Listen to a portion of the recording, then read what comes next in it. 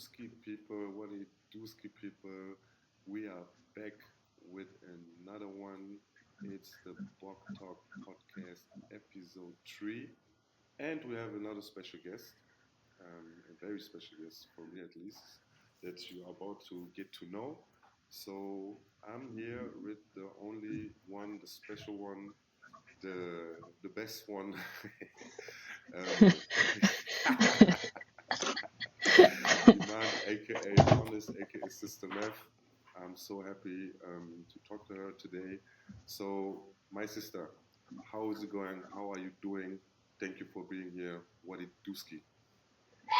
Um, Hi, I'm doing good. I'm in Africa right now, so I'm in Addis, Really? Ethiopia. Yeah, enjoying my best life. Yes. Yes. So that's actually funny because we are both in Africa and having this conversation in the continent, both escaping the Berlin winter, I guess. Yes. So yes, guys. So I'm going to talk to my sister today, and I'm really curious because, of course, I know her. I've known her for years, but I would try to approach this conversation like I don't know her. So I'm sure I will learn some new stuff, and I think it's going to be pretty interesting. So let's start this conversation first. So Iman, when I tell you Iman, like who are you? What is the first thing that comes to mind? For myself, when I ask myself who I am, Yes, I'm yes, you. unfiltered. That's the first thing that I have in my mind. I'm unfiltered and direct. It's two words actually, but I would say unfiltered actually. Unfiltered. Yeah, I think that's a pretty good description of yourself. And I was thinking, yeah, she's probably gonna say something in this direction. So now let's dive a bit deeper in this. So um, you're saying that you're unfiltered. So what is the origin of this character trait of yours? What would you say? I think my mom raised us as single mom. I have three brothers, so we are four children, and she raised all of us by herself. And she was like father and mother at the same time. And she always taught me because I'm the oldest one and the only girl, um, to to fight for yourself all the time, and also to fight for my brothers. So also growing up with brothers, is always fighting. So I learned really quick to yeah, to be unfiltered and not being like too emotional, because I also like, fight with my brothers for real. So not only with words, so so I had to be like really tough and develop a strength kinda.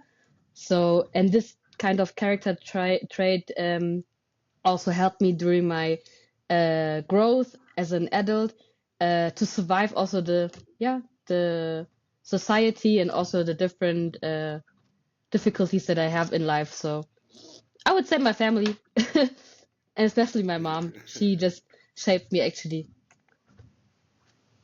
So that's so interesting. So you were surrounded by brothers, and you always had to kind of get your point across. So was your mother also somebody who was unfiltered as well, and she understood, okay, if you're gonna prevail in this world, you kind of have to be a certain kind of way for you to go some places. Would you say that that was the motivation of your mom to raise you like that? Definitely, I would say 100%. She just came here to Europe like alone with her brother as well. To She's from Djibouti, so I'm also from East Africa, and she came here with her brother to study and to go back to the family actually, because we don't have any uh, economic problems or like society problems in Djibouti. Um, so she's supposed to be going back, but she stayed in Germany because she met my father. And yeah, I would say it's the typical. Uh, she's a nice woman. She's beautiful and she's really talented. So she fell into a man who's not that good for her. And after she broke up with him, she was like, raising us by herself, and she was like, fighting a lot of struggles. She was new in Germany. She had to learn the language. She studied here. She faced a lot of racist problems in Germany. She faced a lot of sexism as well because she was so young when she came here. And yeah, she was a long time by herself because her brother moved also to France, and she was like, "Yeah, I started here in Germany. I don't want to leave Germany. I want to stay in Germany just for the because it's easier of education now." And she learned the language very fast. So, and she's like, since then she, you know, built her base and stuff like this. And when she had me, and when I started to go to school and stuff, she was really into it to push me into a really high standard of education. So I have to be really good in school. I was not allowed to write bad notes. I was not allowed to do a lot of fun things what my friends did. But she was also not that strict because she was like, yeah, you can do this and that, but you have to be aware of the consequences actually. And was really afraid of the consequences, so I was like, okay, I will not do bad stuff because I'm afraid of the consequences.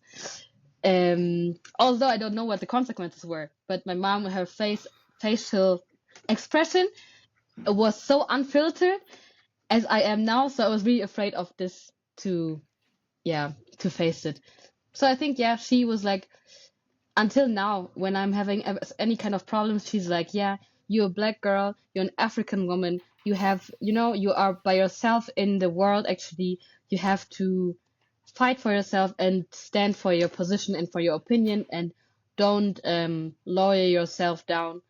So that's why I'm like this actually right now. Yeah, thank you for sharing that. That's so interesting.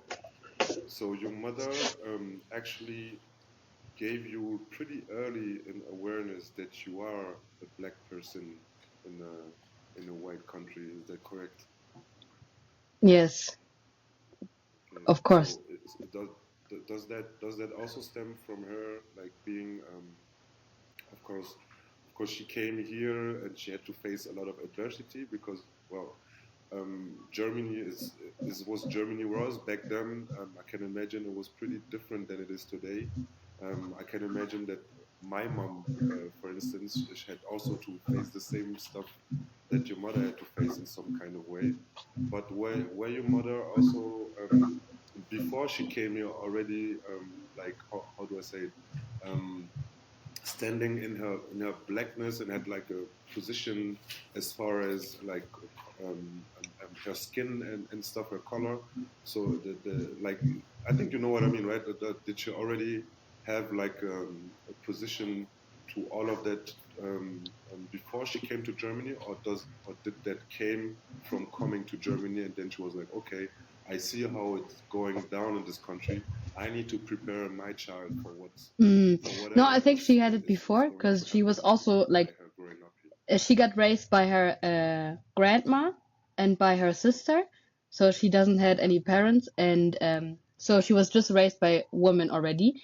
But Yeah, and they also have like, of course, this mind of we are black and stuff like this. But in Djibouti, everyone is black, so this is not that rare. But colorism is their big topic. So right. if you're darker, then the family is always like how you say, treating you not that good, and because you're not worthy enough. And if you're lighter, then you are more worthy in the world in general, also in Djibouti especially. So my mom is like, she has a lighter skin tone, so for her it was like she's the beautiful girl. She's the nice one because she has a lighter skin tone. But my aunt and my grandma, they were always pushing her also to say to have this in mind that she's still the same like all the others, not to uh, push her in a position how the society sees her as a light skinned African woman, but also she is an African woman. Blah, blah. And I think this she had already in mind. But when she came to Germany, this was like more in her mind because people were treating her directly differently. And this is what she get also from her grandmother, um, that in Germany people are white. They have never seen black people. They will treat you differently in general, so you have to be aware of it. So she got prepared already before she came here. And I think this is also the way how she prepared us, because also in our family we have also different skin tones. And like my brothers have like one of my brothers, he's really dark skin, and one of him is like really light skin, and people think we are not siblings, although we are from the same parents. um and this is especially also something that my mom always explained to us, and always like practice a lot with us, also to have the right wording, also between us, that we don't have this, you are how you say, above me, or you are under me or something, so we are all on the same page all the time. So yeah, she was really really really aware already back in the days, actually. I think also my grandma, although I didn't met her, and my aunt, they were really aware actually already before she came here. Mhm. Yeah. Yeah, wow, that's Yeah. super interesting. I didn't know that before, and it makes so much sense. It makes so much sense when I look at you, how you move. Um, it makes so much sense that you got instilled those kind of mentality in, in regards of blackness very early. It makes sense that it's so present um, in your being and what you are doing today, but we are going to talk about it a bit later. Anyways, I think. But before that, so you said that your mom came to Germany. Can you tell us where she Actually, landed when the she plan came? of the family was to send them to France, but it was not so easy to go to France.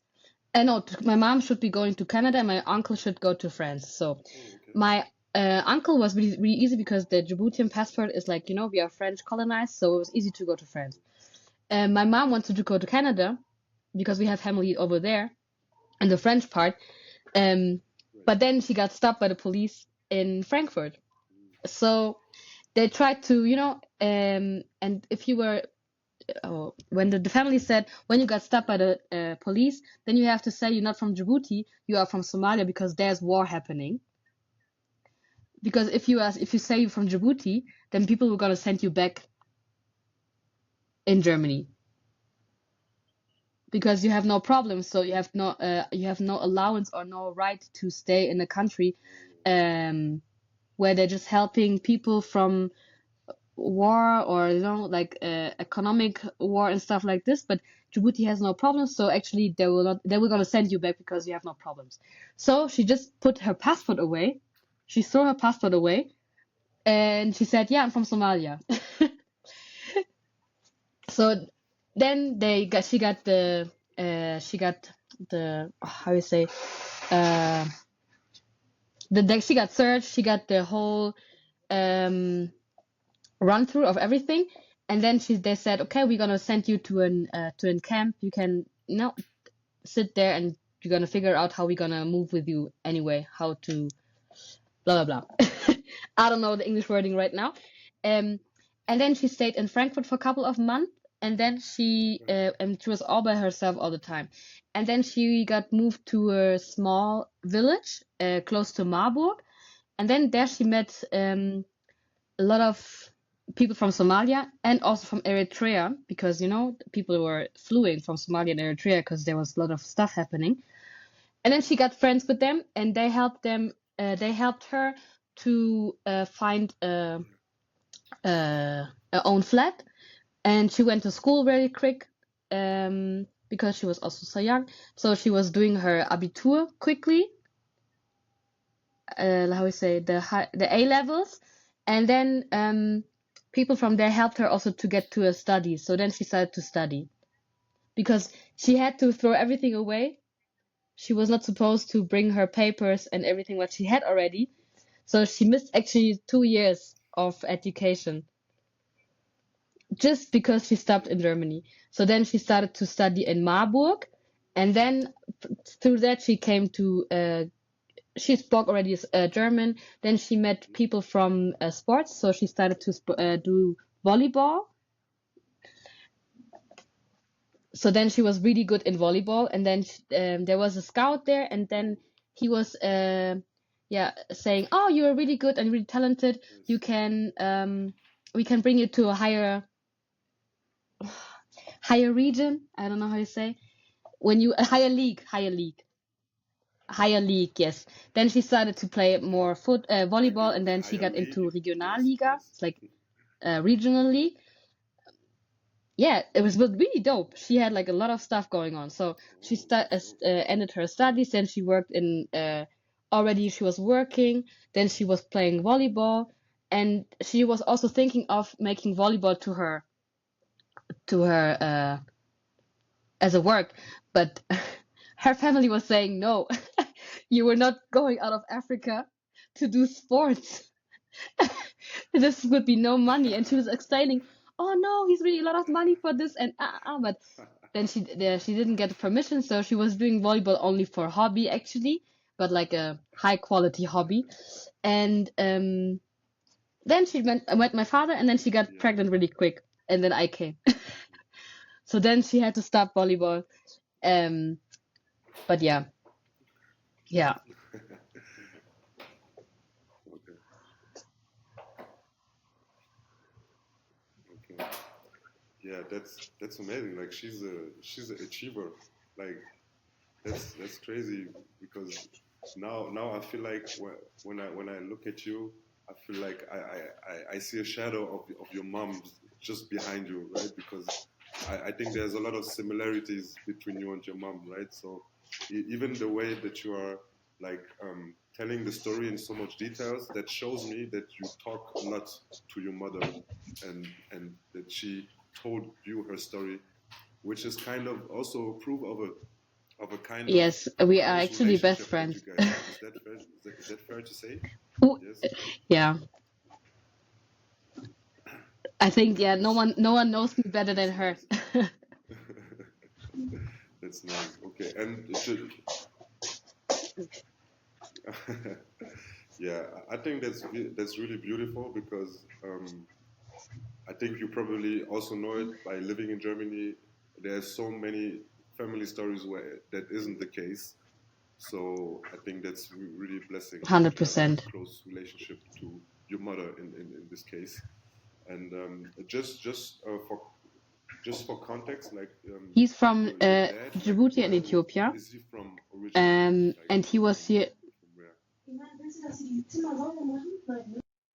Okay, he was also from Djibouti. Yeah, he's from Djibouti and Ethiopia, and he came to Germany really early because his family is really wealthy. So they were actually just here for business. So they were all over Europe just for business, and also, yeah, actually, and also they had like business between Djibouti and Ethiopia because the border where he came from, like Delidawa, is not so far away from Djibouti. Um, yeah, and yeah, he was actually, I cannot explain really well because I never had the chance to meet him really, really in that kind of way to get to know him. Um, I just know that he treated my mom not that good, and Right. he died when I was like Yeah. 16, 17. Yeah. Mm-hmm. Okay. Okay. Okay. Got it. Okay. So that means no, not that means. So let's dive into your upbringing, like childhood, kind of, because I'm really interested in this. So as we know, Germany is what Germany is. So sometimes for people with like cultural ethnic backgrounds, it's kind of difficult to have like a connection to the culture, right? So how did your mother manage to give you to how do you say it? Yeah, to give you the Djiboutian culture while growing up in Germany? Because as I know you, even though I try to talk to you as if I don't know you, but yeah, it's kind of difficult. But you are really close to your culture. You really know where you're from. So how did your mother do that while growing up? No, while living in Germany. And like I said before, Germany back then was kind of different to it is what it is today. Even though some might say that we're going back to like it was before, but that's another conversation. Uh, So yeah, so she how was did your really mother do that? how you say, she worked a lot, so she could manage to bring us every second year. This was like her go-to to bring us to Djibouti. So when I was 2 already, I was there, and I started to learn the language because my mom, she speaks like, she studied, how you say, Sprachwissenschaften, I don't know, science of language. So she speaks science of, yeah, science of language. She speaks 8 languages. So she was talking to me in, yeah, she's talking to me in Djiboutian. She was talking to me in Arabic. She's talking to me in German. And me as a little child, la la la la la, tried to handle this everything. So Wow. we went there when I was 2 years old, my first time in Djibouti. Then I already understood a lot of stuff. Then I was there when I was 4. So every second year I was in Djibouti already. Also when my brothers got born, also then with them. Um, because it was cheaper to fly there, because we had also a Yes. cheaper and easier way to go to there. Like we had a flight from Paris directly and then to Djibouti, or to Yemen and then to Djibouti. And then yeah, I think she was speaking without the language, which is the most important thing. And she also still, like, she's doing the cooking, she's doing the cultural tradition events happening. Also, I'm grown up as a Muslim woman, so we having the traditional stuff. So also she prays 5 days 5 times a day. She yeah, she's fasting. She's doing with us the Eid celebration.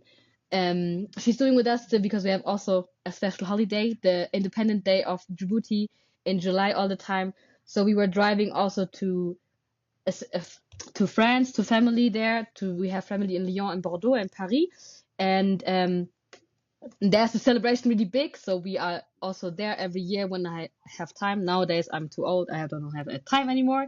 But back in the days it was like more, yeah, more closer together. And also, I think for me the most important thing is that I'm lucky that I can speak my language fluently. Um, I think for me this is the most important part, and also the belief, like the religion. Yeah. Also, although my mom was like really like raising us more in the Western way, kinda, because she also wanted us not to be the outsiders of the school or whatever. She wanted us also to experience the same way others experienced their childhood, because she was here alone. So for her, it was easy also to experience that. My mom was also a little bit punky when she was younger, before she met my father. So she cut her hair and, dye it into green. She had everywhere piercings and stuff like this. So she was kind of cool-ish. um, but yeah, yeah, she was really, yeah, bringing us everything Yeah, close. yeah, And I definitely. think also for her it was really hard because I'm a girl. Like back in the days when I started in kindergarten was cool, but when I was in school, like the primary school, um, it was hard for me because my hair texture was different, and I had really long hair, and but really curly and stuff, and people were like, the little girls, they were like, oh, your hair like looks so bad, and it looks like you were having a, you got, your hair looks wild, your nose is wild. And I'm like, my nose is so small, I don't know how wild my nose can look, but okay. But this kind of stuff, and also my skin color and stuff like this. So I started to uh straighten my hair. Yeah. I Yeah, I didn't want to go into the sun so hard and stuff like this, because I felt not comfortable enough, because we were growing up also in a village. And it was really kind of, how you say, yeah, double-minded, because at home you have this nice, your mom is pushing you and giving you the nice input that you're a good girl and you look beautiful and stuff like this. But then you go outside of the house, people telling you the different stuff. So this was hard to, I was not listening too much to my mom, because I was all of the time, like, 8 hours you are in school. So in the morning you see your mom, you are the whole time in school, then you see your mom in the afternoon or evening when she's Yes. done with work. Then, you do have, like, the most of the time you are with white people. So, and they were really getting into our heads. So Yes. this was kind of difficult also for her Yes. to get it out of us, or like, to. to fight against it. But yeah, it took time. It took time. Yeah. Did it answer the question? I don't know. Yeah.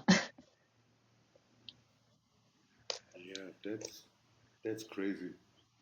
Yes, absolutely, absolutely. And you even like dived already in the question that I was going to ask because um, yeah, like I know you come from a small village and sometimes I don't know how it was for you. You can feel free to share that also. I can imagine that there were not a lot of black persons where you were living, so that alone is already something that can be difficult. And then, of course, all the stories that you just shared in school, children telling you that your skin looks like this, your hair is like this, your nose looks like this. So you were already confronted with a lot of like discrimination, racism, and whatsoever at a pretty early age, and and it's so right that you said that yes, you spend most of the day in school, so maybe the parent doesn't even have the chance to protect you like the parent would like to because most of the time you are not even at home. So it's kind of normal that it gets to your head, right? Which is something that as a parent you should always consider that your child spends so much time in school, like, and it should matter when you choose a school for a child, right? That you think about stuff like that. But I think that's also another topic. Now going back to the experience, how you just told me it took some time, but how did you manage? Like how did you fight um, the struggle, like the words that were being said about you? Like how did you grow out of this? Because when I look at you today, you are really proud, right? You are really proud of your skin, like your face, just facial structures, your hair.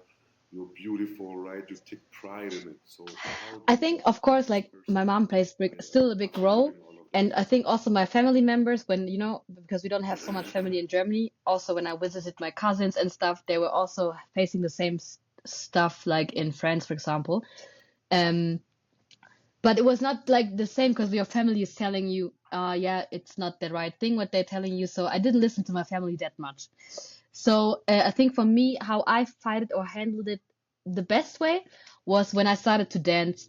When I was because at the age of 17 or something, no, at 16, 16 I was until 16 years old. I was playing football in a mixed group with men and women until that was allowed, and then it wasn't allowed to play with the men anymore.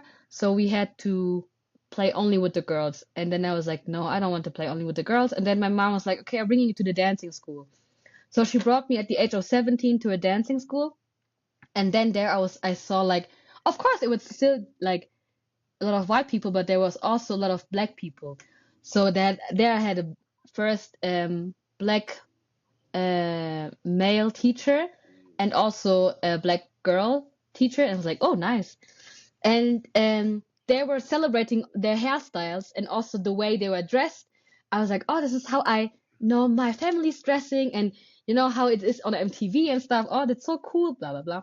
And so with them, I got more comfortable actually. Also, when they talking about the stories of the heritage of the dance styles that we danced and stuff, they showed us a lot of videos and a lot of picture material and stuff, so I could recognize more proudness into this what they had in the dance styles.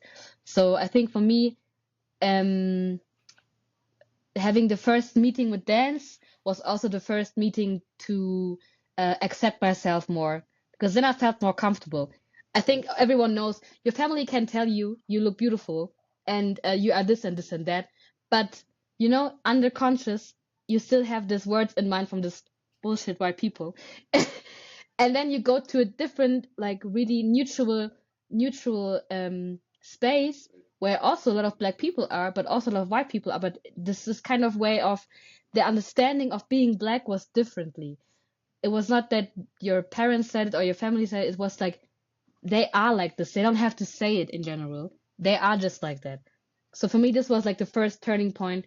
and also going to the first battle and seeing a lot of black people, like women and men, celebrating hairstyles.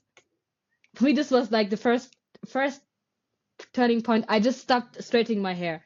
I was proud of my afro.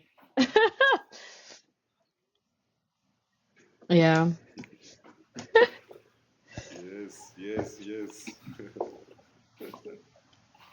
Yes. Nice. So, Yes. But I so have you not had an so afro when you was young? not Is that there an a picture afro. of I that? still have like, I don't have this because I my want to hair see a is too picture. light and too thin. Like it's yeah. But I had this is not fake, but this is Okay. real hair, not my hair, but Yeah. real hair. Okay. But my own hair was longer actually a little bit and but still Yeah. thinner, but Flex on him. longer. Flex on him. And I cut them off at some point because yeah, I was too cool also. Yeah. Yeah.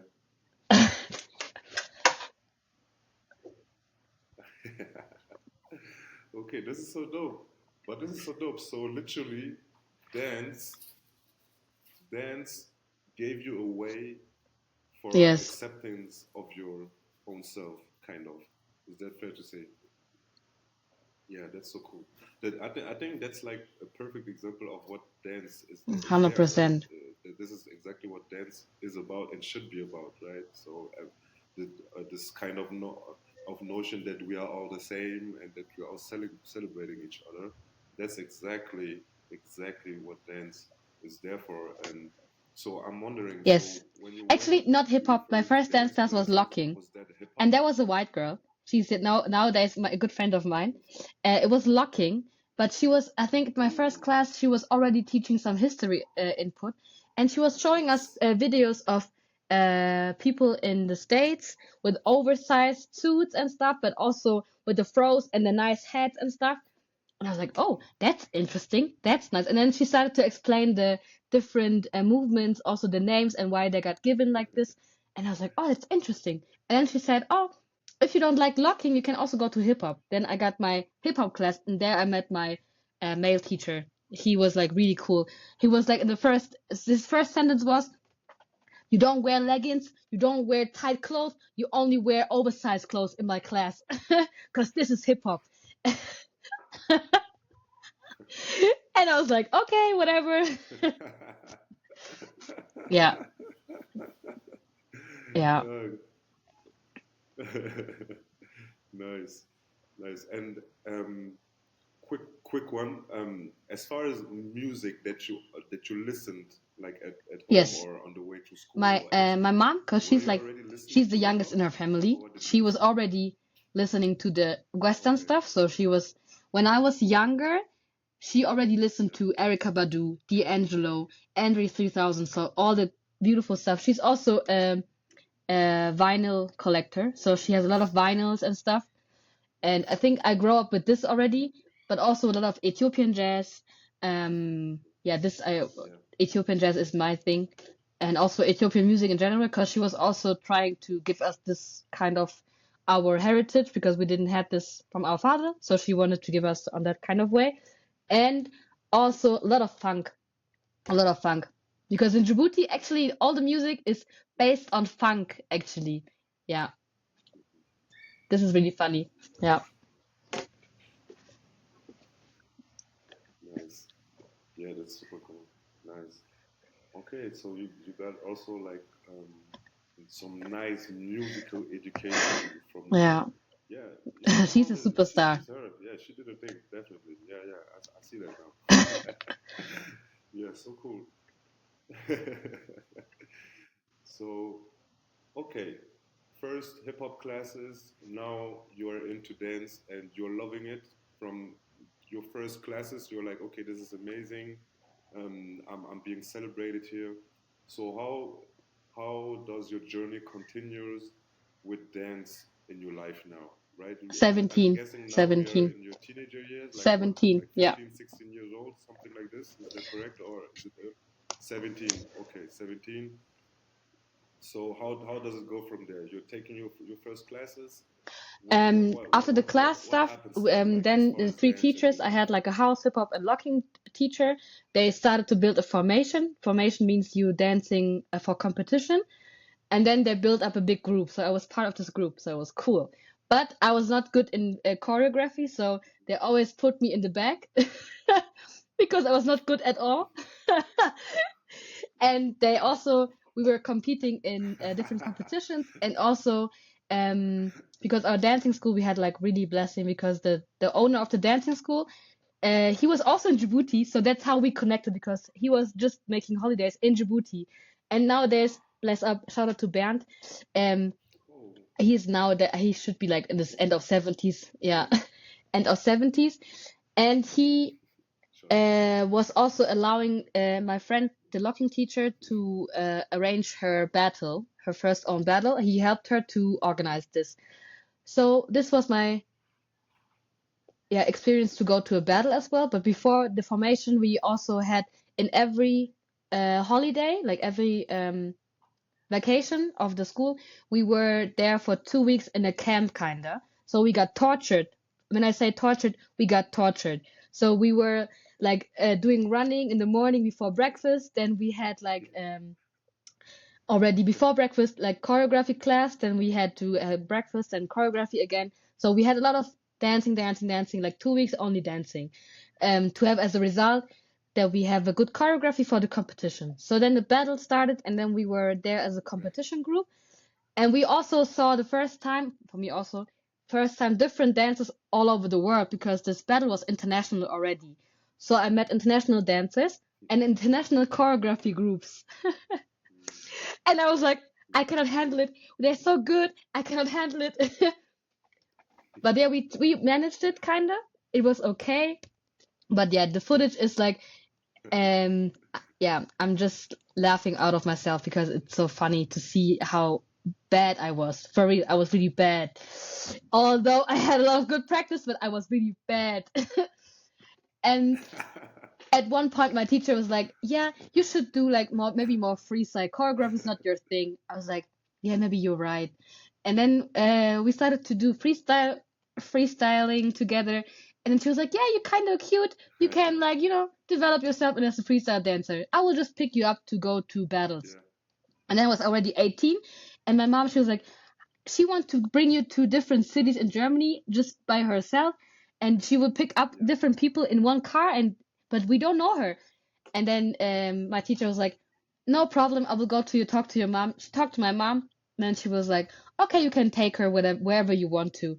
Then she gave her the permission, and then we started to go to battle. And then I had my first battle in Düsseldorf, and the experience was also really bad because Düsseldorf is the mecca of like German hip hop. So um, I did my first hip hop battle in Düsseldorf at Me Against the World. It's a big battle back in the days, and there were big people sitting there from international judges, and me, the little Iman, dancing in front of them. Yeah, I didn't feel comfortable at all, but I got my practice. So from then I started to enter every battle, and I got more comfortable, and I started to win my first battle. And so it was like really nice to just get the experience and also the practice.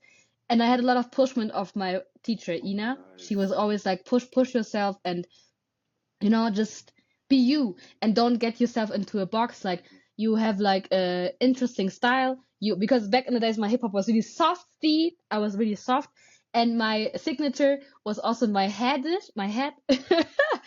So I was really yeah, I had a funny style, but yeah. I was really into this. I was got pushed into this experience, and I think I'm really thankful for that. Because if I didn't get pushed into freestyle, I would never do this now. What I'm doing now, because freestyle changed my life. Because I started to travel also alone. We were facing, how you say, we were doing our own groups to build like group drives. So we were having two cars going to France, going to Switzerland, going to, just to experience different battles together, also to east of Germany and stuff. And but Wow. I never made it to Berlin. I was only in Leipzig. I just remember. And then we were like, yeah, we want to go to Berlin, but we don't know hip hop dancers from Berlin back in the days. And then at some time a time change in my life was happening. I was broken up with my boyfriend, and then I was like, yeah, I want to change the city. So let's go maybe to a bigger city of Germany. Yeah. Life changing. And my best friend, she already lived in Berlin, and she was like, yeah, come to Berlin. And then my teachers were like, yeah, you want to go to Berlin? The scene is not that big, but we know people there. You have to go to the Grenzallee session to MIK family. And then I was like, MIK family? Wow, they're so big. I cannot go directly there. um, so no, no, no. And then I moved to Berlin, and I think also this time of moving to Berlin was 2016. 2016. It was also changing a way of my dance in general. Okay. I just met different dancers. I didn't met the MIKs first. I just met different dancers on a battle.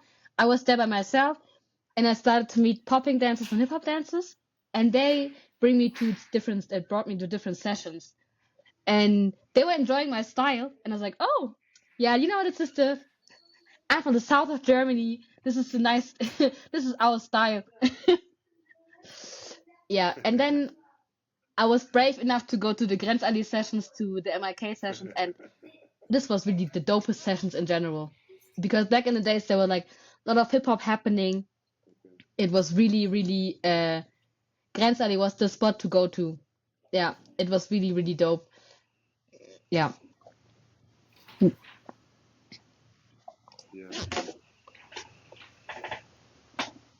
Okay. Wow. Okay. Nice. Nice. So yeah, there was a lot. Okay. So your first battles, and that's actually interesting. So at first you were like kind of nervous, as I can imagine, because I mean also like you mentioned in the beginning, you were living in a Yes. small village, so this was also like the first trips going into bigger cities, like through dance. Okay, so I mean that must have felt crazy. Like you're going out of your little village, then you go into bigger cities. You meet a lot of new people, and then you have to dance in front of them, battle even. Like that must have felt crazy for you. But you didn't get discouraged. Actually, you were like, okay, let me practice. Let me train, and I come back, and then you won your first battle. Yeah, and this is also for me like so typically like it just makes sense. Like I don't know, like when I listen to you, I'm like, okay, yeah, that's sad. Like she always been that, like for what I've known her, right? Like a fighter, like you like to learn, then you improve, and you try again, you try again, you try again, and then you took a big step, and you went to Berlin, right? So this was after you had um, your relationship ending, and you were like, okay, I need to I need to change environment, right? New city, new me, and you came to Berlin. So how was that? Okay, you mentioned the Grenzallee, which is like a lot of people might not know, but this is like a, I want to say legendary spot as far as like dance in Berlin, because even when I didn't dance, I already knew about Grenzallee. I even watched videos from Grenzallee before I was there, so it's been there for a long time already. And so, how was it, Berlin? Berlin is like capital of Germany. Everything is open. You can do what you want. Like, how was that for you coming from a rather small place to Berlin City? Like, how was that for you? How did you settle in? Was it difficult? A I lot of think for people me it leave was the city nice because because they get lost. How did you manage? I did an education, so I'm also a nurse. I think because I started directly to actually I wanted to study psychology, but I didn't get accepted by the university I wanted to. I just got accepted by a university, Yeah, I'm weird. Um, so I was like, okay, to just overcome the time, I don't want to hang out because I'm not the hang person who just hangs out. I don't know. I need something to do in my life. So I started to do an education. So I think this was already like structuring my lifestyle in Berlin, but I didn't had a good um how you say uh a good work-life balance. So I was only working for the education all the time, and I didn't had so much free time. I had only the weekends. Right. So I was training with the people in the evening. So I was really, really into it. So I was practicing in the evening. I was going to bed in the weekend, but during the day I was only learning and also just concentrating on the education. Um, so I didn't had this Berlin experience as people had it. So I was, of course, I was partying. Of course, I was doing stuff, blah blah blah, but not that in that kind of way that Yeah. it frightened me to leave Berlin. But I would also add on this like my first weeks were also a little bit tough because I was there with my own old roommate. She's a dark-skinned African woman. We were together at the S-Bahn station, and then we got harassed and insulted by a white man. He was in his mid-30s, kinda, um, and he was insulting us with a racist song Yeah. while we were running after the S-Bahn. Then I just stand there and I was like, okay, I experienced a lot of discrimination, but like under the carpet, I would say. But this was so obvious against us. It was so obvious and so direct. I was shocked. Right. And then, because my education, the hospital where I was doing the education was also in east of Berlin, I also experienced kind of the under the carpet racist stuff, and also sometimes really direct. And I was shocked by the directness. I was shocked by this that people saying like, "Oh, you look like a chocolate girl. Oh, you have like I don't know, stuff." So stuff like this, and I was like, "Huh? Okay, but this is Berlin." I was not expecting it because Berlin for me was like the multicultural city and the capital of Germany. So I was thinking everything is beautiful and dope and blah blah blah, and everyone is so open minded and yeah, but this was like actually no, it's not. So this was also happening besides, but I think I'm always that structured in my lifestyle, so Mm. um yeah, and I've got really good, quick surrounded by good people also because as my mom always Yeah. taught me, energies attract energy, so good energies attract good energy. So I was I got to know really beautiful people who are now part of my collective as well. So we were really quickly meeting each other. So yeah, actually, it was really quick. Everything happened so quick. I didn't know how that happened because I have also friends here in Berlin. They're like still struggling since 10 years, struggling to have a common and grounded circle. And I can say I already had it like when I moved there. So this is crazy, and I'm still having these people since I'm there. And I'm also like really into strong bondings. My friends that I'm knowing from back in the days since I'm in kindergarten, like my best friend, for example, we are still like this. It doesn't matter where we are in the world, but for me, bonding and having this connection is the most important thing. Yeah.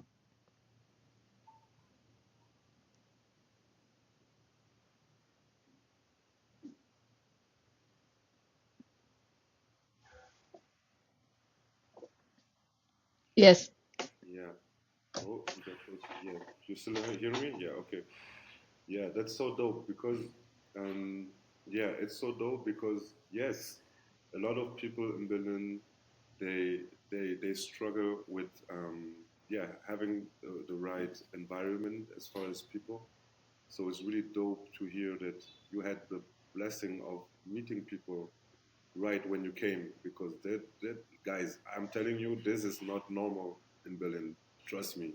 Like there's a lot of stories, but yeah. Anyways, so you also had to face adversity in Berlin as far as like discrimination and racism. So I'm curious to know because now you're a bit older, right? You already had your experience and you grew out of it already. So now you're in Berlin and you get confronted with new situation. But now you're older, so you're a bit more mature. You're stronger, and so how do you deal with that, and how does that also play a role, and in your evolution, in the Berlin Iman, I want to say, and also. I want to know because you mentioned the collective, which I'm assuming you're talking about Wanache. Definitely want to hear about that. What does the name mean?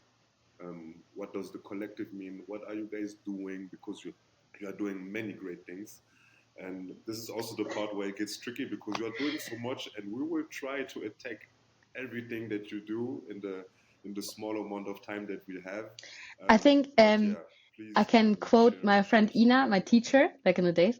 She said that the new Berlin Iman, she said it already in 2017, like my 1 year was over, she was like, Berlin changed you to a different person. In the meaning of, in the sense of, I'm more mature already and I can talk for myself very easily, and I'm really proud of my blackness as well. That's what she already, I don't know, she was just telling me that. I was like, oh, really? Ah, okay, I don't see that, but nice. Um, yeah, she was seeing a lot in me. So, I think the Berlin Iman got more, I think, of course, mature as well, but also more aware. And I'm still learning. I tried to learn a lot of stuff. I was entering a lot of, well, attending a lot of events where it was about blackness and also about like cultural stuff happening and stuff. So I was trying to evolve myself in this kind of way. Um, but I think the most beautiful stuff that happened was really meeting my girls from my collective. I met them through the guys, the dancers I met at the battle, my first battle in Berlin. I met there two popping dancers and a hip hop dancer, and they were friends with Lisa and Yusuf, and yeah, they just introduced me to them, and I was clicking to Lisa directly because Lisa is also a strong character as me. So it's not so nice and not so easy to bond with her, but we were directly clicking. And yeah, after like 6 months or something, she was already inviting me to her wedding because she was supposed to marry Yusuf. So I was at the wedding already. It was really fast, and then I met Laura. I met Laura at the house session. So I was at the house session, and she was leading the house session Berlin, the biggest one, like. And yeah, she was really nice. She was also really cute. And I don't know how that happened, but at one point, because Lisa and Laura, they're best friends for 20 years already. So I met them separately. And then they said, oh, we're friends. We are best friends, actually. I was like, oh, that's so crazy that I met you separately. And I really clicked with both of you. This was funny, actually. That was really dope. And then we had the So opportunity to, I think Lisa got asked to perform at Paris Berlin Connection or Berlin Paris Connection. It was something organized by the hip hop scene from back in the days, Ivan, and I know that Joshua, hip hop dance was involved. This was a big festival, and Lisa got asked if she wants to perform with the group, and she asked me and Laura if we want to attend, and then we're like, oh, we are three people only. Let's check out if we find another person, hip hop dancer, for example. And then I had see him in my mind because I just see him on some like she's also a hip hop dancer from Berlin now, and she moved at the same time as me here, and I saw her already in battles because she was already crazy back in the days. And then I just texted her on Facebook Messenger. I was like, "Yo, we already three people. You want to do a group performance with us?" And she was like, "Yes, of course. Thanks for asking." And then we did like the performance, the four of us, in 2017 at the festival. It was really cool.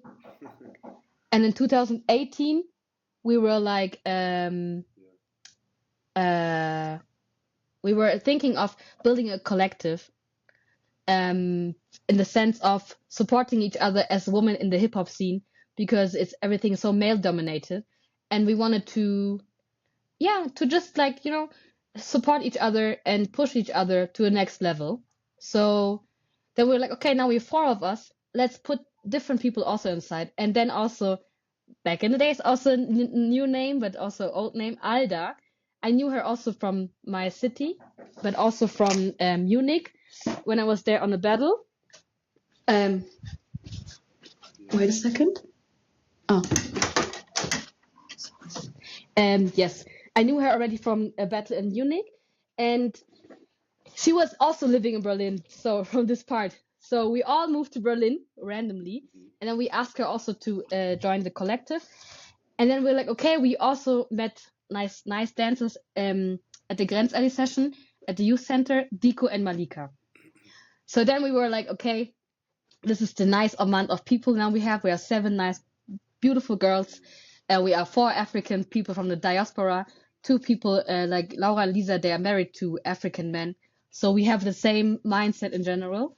And we were dancing, all of us, different dance styles. So this was like, boom, directly clicked. So we started to do performances. And then we started to do applying for money from the state, and we got it so quickly. So we were applying for this was also crazy. We just like applied the first time for government money, and we got like for funding, and we got a research funding. And I can tell you guys, this is the insight. The research funding you don't have to pay back, and you don't have to bring a result. but our but our goal was to make a documentation about us, because it was really random how we were connecting. And I was friends with like all of them, all the 6 of them, but they didn't knew each other. Besides of Laura and Lisa, they were best friends already. Diko and Malika, they were dancing together. Alda was like just knowing all of us, and she was like a kind of friend to me. And CM, she was also just meeting the people because of the collective. So this was also a time for us to bond together and to grow together and stuff. So that's this documentary. So there's a documentation of Walache already. And yeah, the name Walache, I just proposed it for the first performance. I was like, what about Walache? Because Walache means in my language, in Djiboutien, it means sister. And all of them were like, oh yeah, let's go, let's take the sister. And because it also has a nice writing and and I'm like, okay, let's get it. So yeah, that's what we get. We get the first funding, we get the first documentation, and then we were like, in 2019, we were able to have maybe an exchange with Tanzania in Berlin, with the association Gangway, which we were working a lot with Olad and Joe. But the thing was that they didn't have the Tanzanian people. They didn't have money to bring the people to Berlin. So then Laura and me, we were deciding to make a charity event. A charity female only event. Back in the days we said female, nowadays we say Flinta. But back in the days we said female only, and we were really doing a female only event. The first in Berlin, I think also the last, because there was no man allowed to come in. We were just only inviting the judges, and the DJ were female. The host was female. All of the girls, they came from Frankfurt, they came from Köln, they came from all over the Germany. Also from Poland, people came to our event. It was full. We didn't expect it at all. And then the husband of Laura was like, can I just come to watch? No. We were just like, you're not allowed to come inside at all. And it was full, it was crowded, it was really beautiful, like the first female event. And all the money that we collected, we sent to Tanzania. But then COVID happened, so we were not able to travel to Tanzania.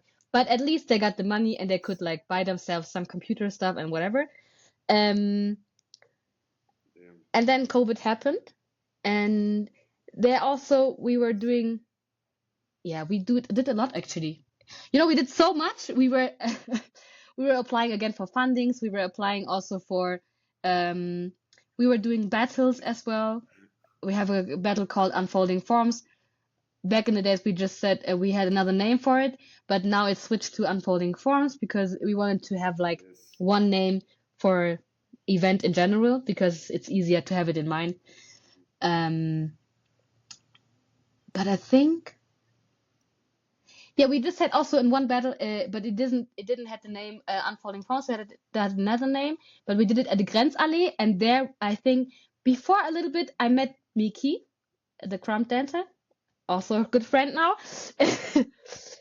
And I didn't dance crump until then.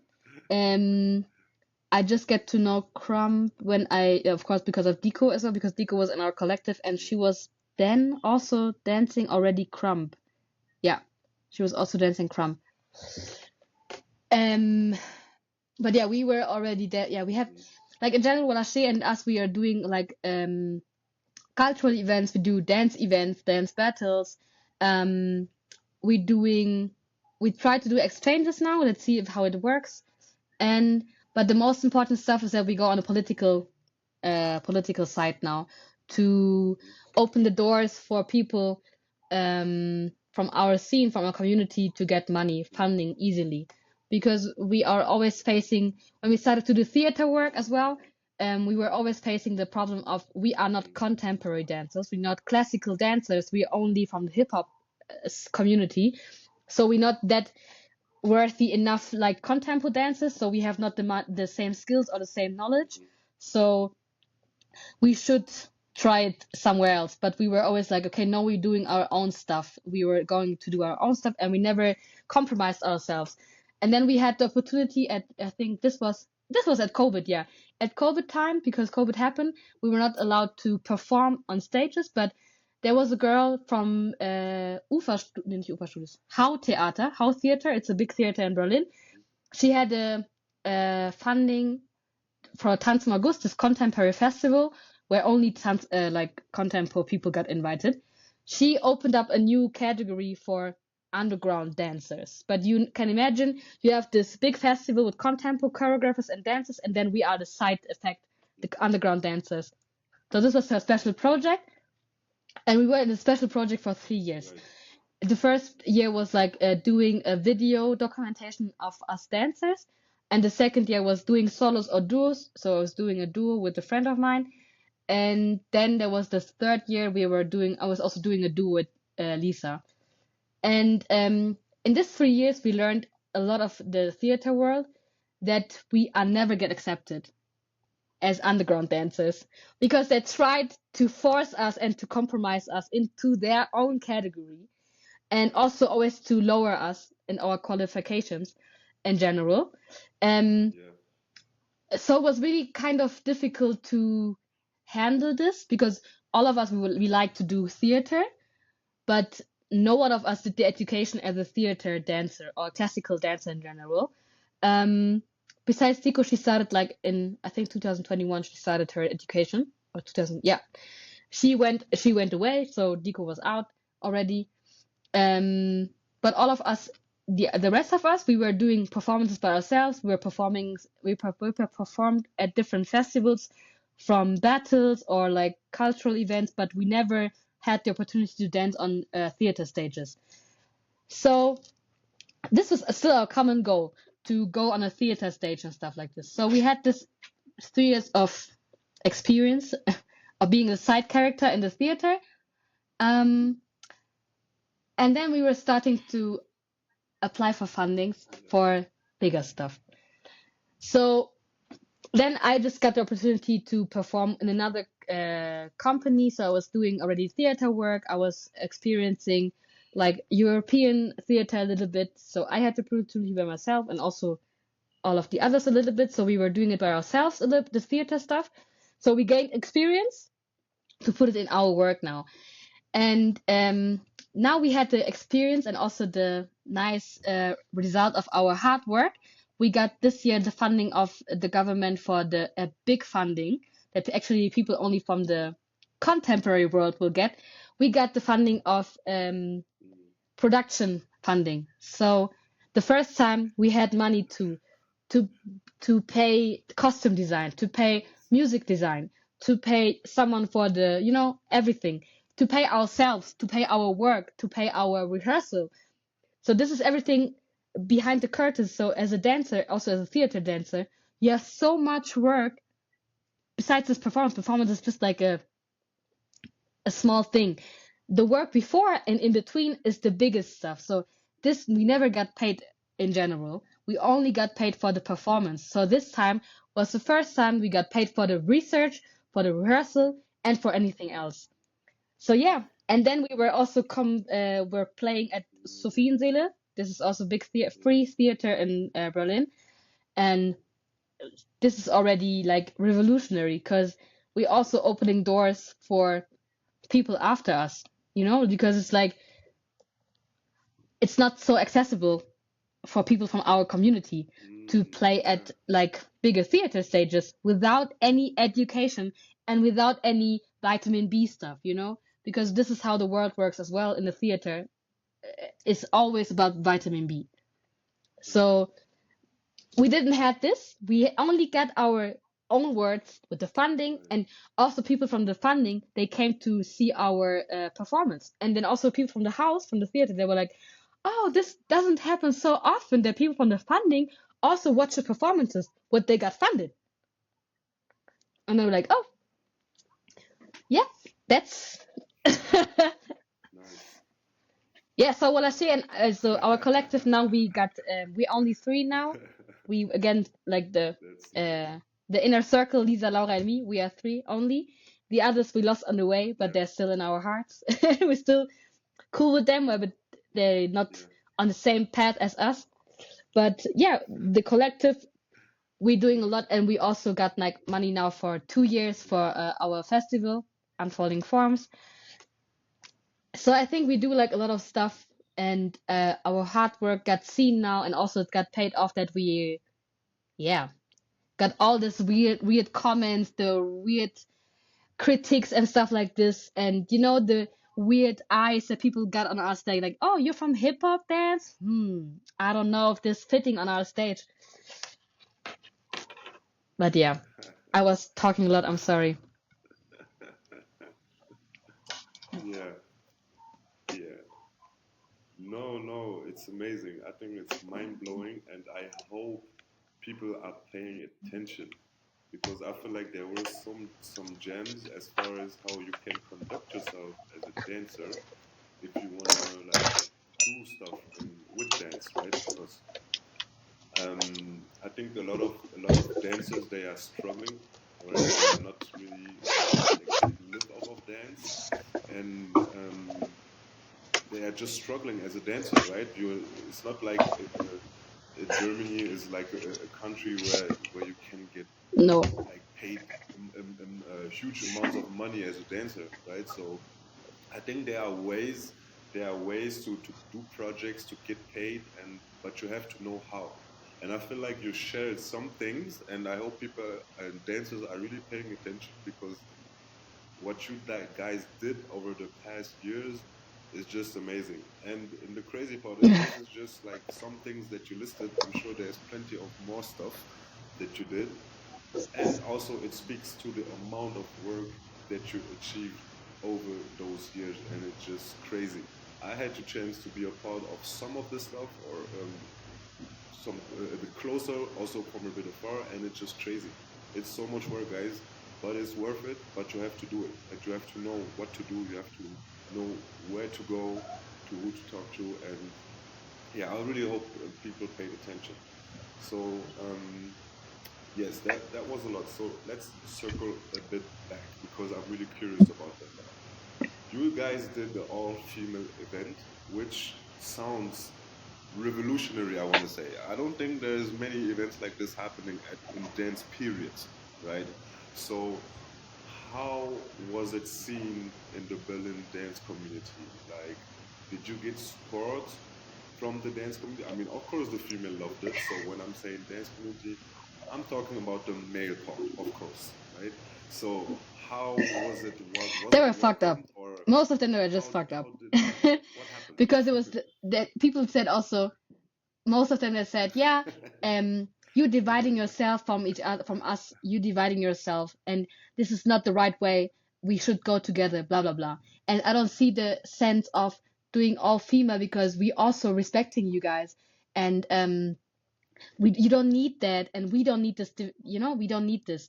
And then our answer was only like, yo, because of you guys, there are a lot of women, a lot of people, women who define themselves as women, they're not feeling comfortable in your surrounding, and they don't want to dance at all when you're around them. So we just gave them the platform, and also for us, it's a celebration of us being a woman in the scene as well. So yeah, we got a lot of backlash actually, but it was worth it. Yes, yes, yeah, definitely. And this is great. So this is kind of also like transitioning to another topic that I want to mention because this is a problem in the dance community, period, right? So we have a lot of female dancers that are being harassed and worse stuff that I don't want to like speak out, but you can imagine, right? So women being harassed, raped, or whatever. So this is a topic. It's also a topic in the balance. So as people might not know, but now you know, Iman is a strong voice when it comes to topics like that. And even me, as somebody that also been dancing for a long time, I didn't get in contact with this kind of topics um, before I really knew you, and then like I got to see or hear about stuff where I was like, damn, this is happening in Berlin. Even I never heard about stuff like this, right? So I guess what I want to know, or when you feel like sharing, what is your thoughts about those dark stuff happening in the dance community? What would you like to see? Well, as for instance, from male dancers more, what do you think needs to change? And what also, since you're living in Berlin, what do you wish for Berlin to happen? Because I think there's a lot of work that still needs to be done, right? I think some stuff happened, but I feel like there's also a lot of stuff that still needs to happen. I think the So, most important how, like, stuff is that what are your opinions the topic on this get topic as well? be seen serious, and that um I say I don't. In English, it's for me really hard now to talk about this topic because in English it's harder the wording, but that victims got heard and also treated seriously and also get seen. Um, this is the first part, not only from women, also from men, especially from men, especially from the men who are surrounded by you, men who are surrounded in the session, surrounded by you Right. in your community in general. So if these men are listening to you, they are more powerful in general than all us women together, all our Flinter people together, because people listen more to men and men listen to men. If we just had this beautiful example. Um, I was doing like workshops with a friend of mine, Fanny, in Düsseldorf. There was only Flinter people, only women attending. There was no men. So, and we know, all of us, we know, of course, us females, we have to learn a lot. And I also learn a lot still. I'm still learning. But for us, the problem is very, very, very visual, and like we can take it, It's like more in your side. But as a man, you have to hear it from a close friend of you, from a close female friend of you, then you are starting to listen. If just a female or like a flinter person starts to talk about it, you're like, or Right. maybe she could lie, or maybe she could, Right. it's like just like her type of revenge because didn't work out how she wanted to, or something like this. Um, and I just remember we did this workshops, or I did this workshop also with my friend Anna in Berlin, and there was also only four men in our workshop, and these men are already aware, kind of, So, and I just remember when we had this crump hip hop battle, for example, you did like with the guys, there was an announcement from the guys. So you just see men talking on this topic, and this video went viral. Mhm. So this is crazy. You see six men talking on the same topic as us two women always talking about this topic and also how to prevent it. But six men talking to a camera, this went viral. Also, a friend of mine, he and his friend, they made a poster, and I just remember because he was texting me and made a phone call. He was like, "Hey, Iman, what should we put like on a sentence on this poster?" And I just tell them what they have to write down, and they made it possible. They made it happen on this event. They just showed this poster.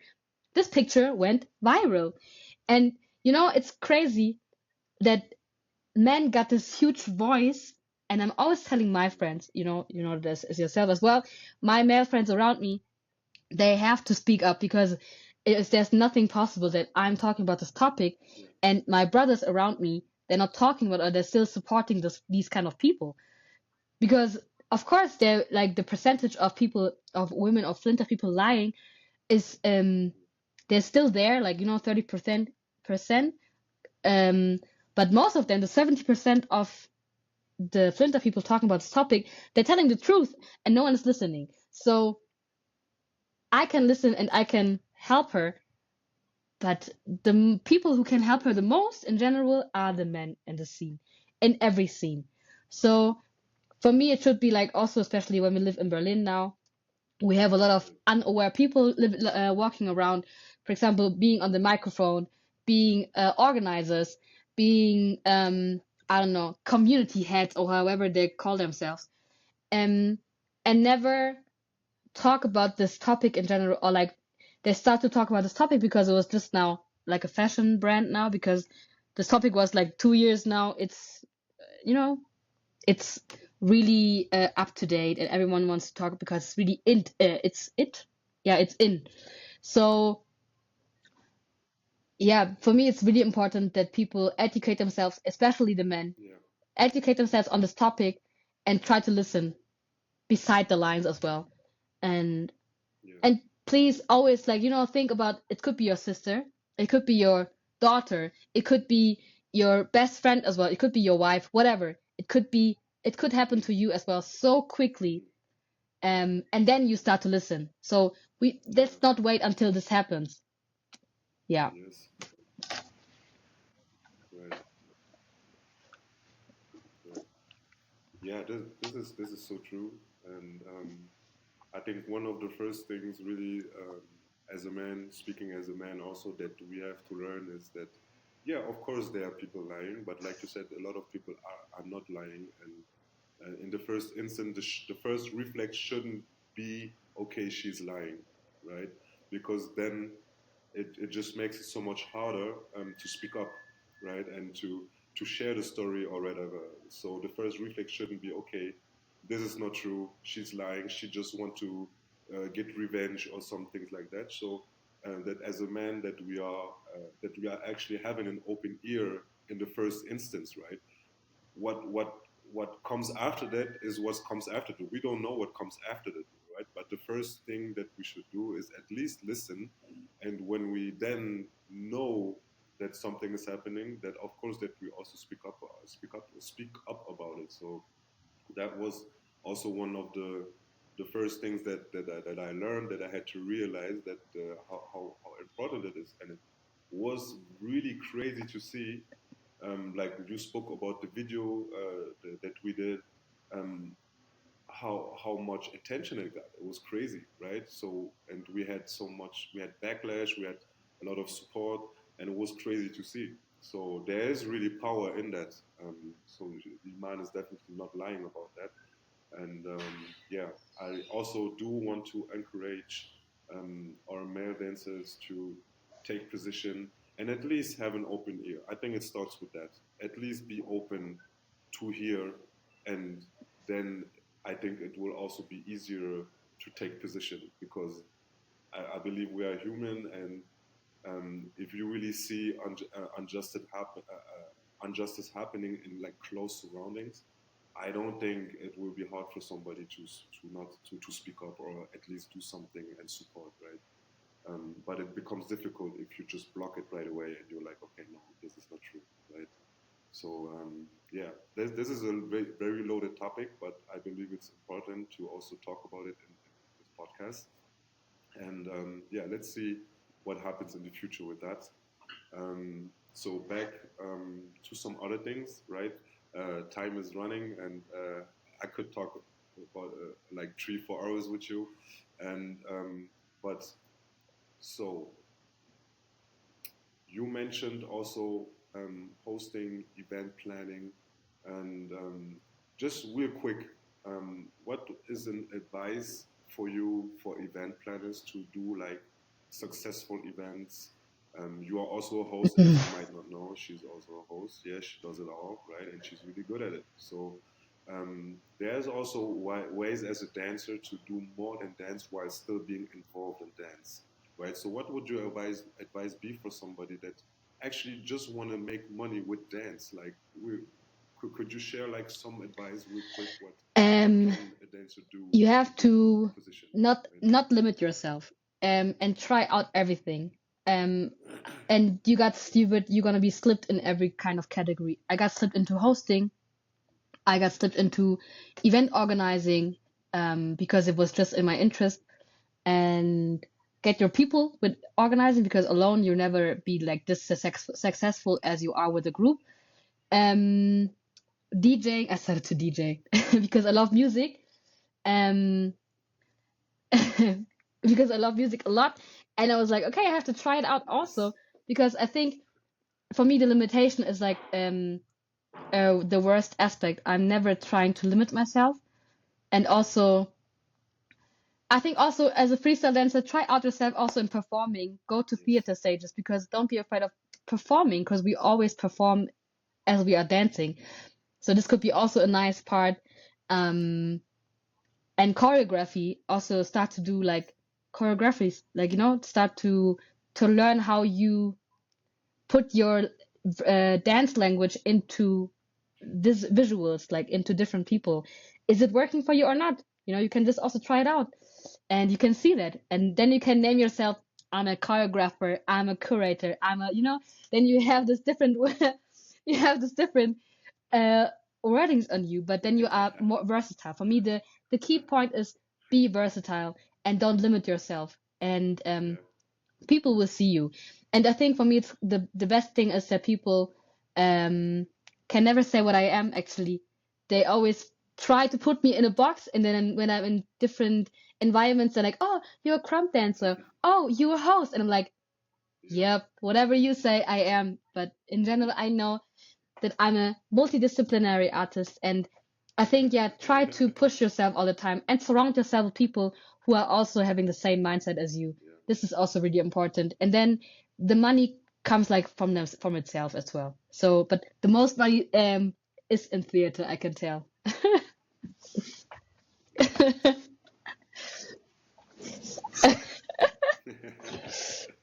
I told you guys, you need to listen.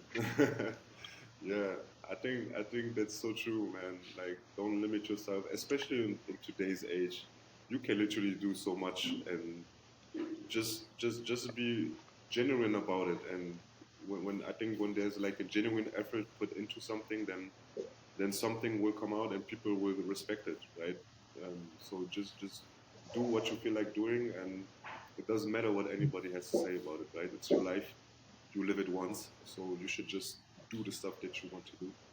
And yeah, another topic jump that I want to do, because you mentioned that Wallace um, wants to do no more political stuff. So as I know, the political side is also a strong side of yours. We didn't really talk about it yet. So, but it also makes sense that you have that in you when we look at your upbringing, right? So, how do you see, or no, what do you want to do in that regard, now or in the future? How do you see yourself in that regard? 100%. And I is mean, dance the political to you? like every dancer that we dancing or that we know nowadays is um born into because of political issues. So in everything what we dance, it's like born in the African American diaspora, and it was a result of fighting uh, f- for acceptance, fighting for visibility, and for justice in general. So if ever a person comes to me and says dances are political, I will just beat your ass, because um also being black is political already. Like being a black person in general in the world is political, because we always have to fight Yeah, discrimination and all the other Asians at the end. So yeah, for me dance is political, and for us as well as she to right. highlight this more is also to give also the worth to the dancers that we dance as well, to bring them also on the same level as contemporary, because we are contemporary. We are more up to date than Yeah, all the contemporary dance could ever be. And also, we are worth enough to get funded, and also, um, yeah, seen on the political sequence as well. So we want to discuss on this level with politicians. We want to fight for our rights in this kind of systems as well, in this system of funding. system of dancing, so system of us as underground dancers, Afro diasporic dancers in general.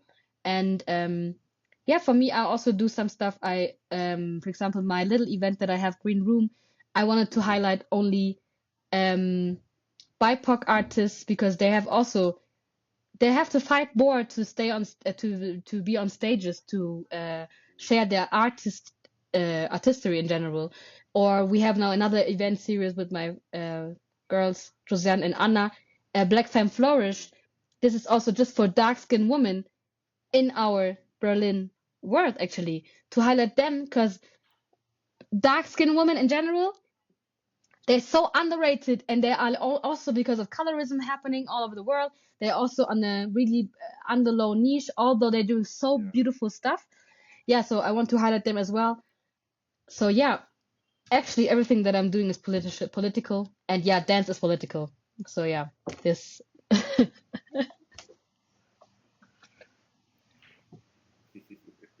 Yes, yes, yes, yes. Yeah, man, guys, it's crazy. This woman does so much. It's unbelievable.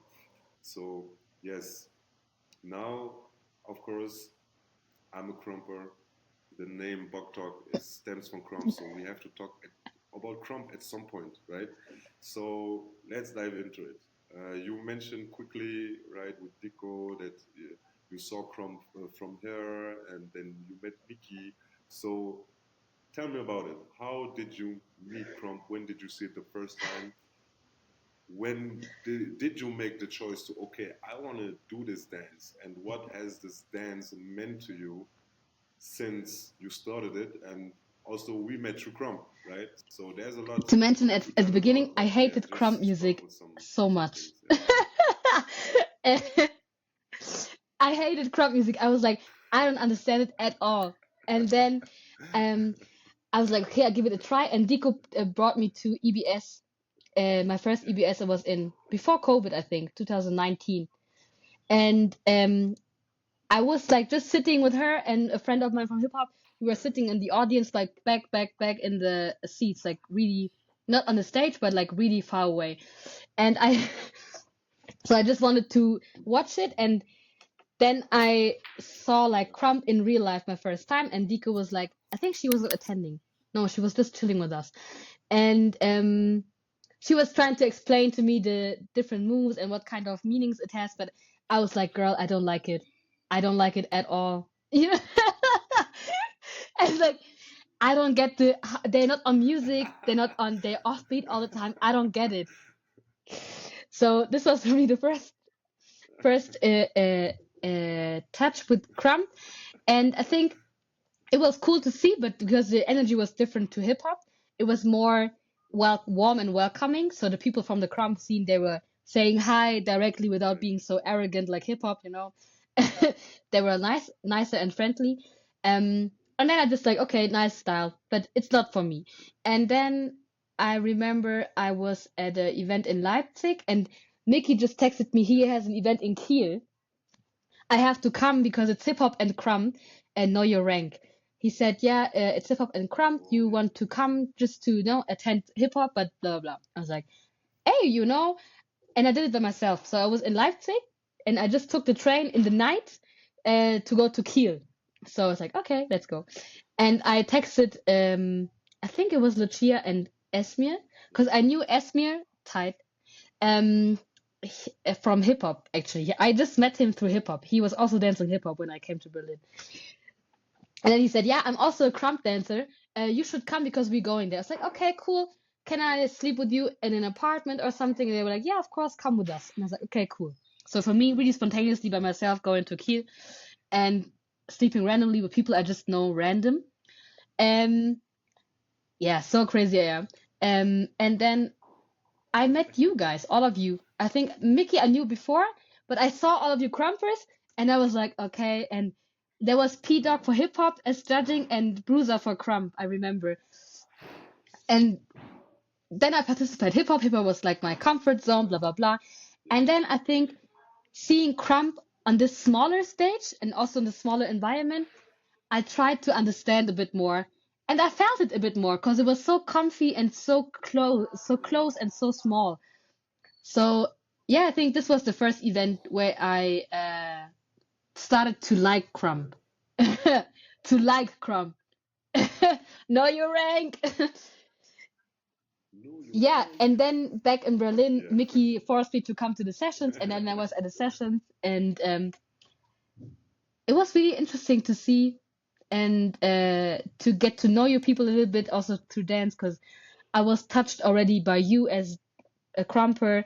I loved Dico's style in the beginning. I really enjoyed Mickey watching. Also, Esmian, he's like, ah. So I started to learn a little bit, and I think there was one session there was in Flying Steps happening, and I just also got insulted that I just dance like a hip hop dancer still in crump, blah, blah, blah. And I'm too soft and too whatever. This is what Roshti said to me, and I think there was a click moment in my, I don't know, emotionally. While I was dancing my session round, I started to cry. So I went out really quickly. I went to the training room, sit there, and I was crying a lot. And then I started to realize that maybe this kind of movement is this what I need to open up also mentally. So yeah, this was actually the changing point um to learn it for real, for real. So I yeah asked everyone how to know how to handle kind of movements and how to do the movements in general, blah blah blah. And I went to workshops and stuff. And then I went with Dico to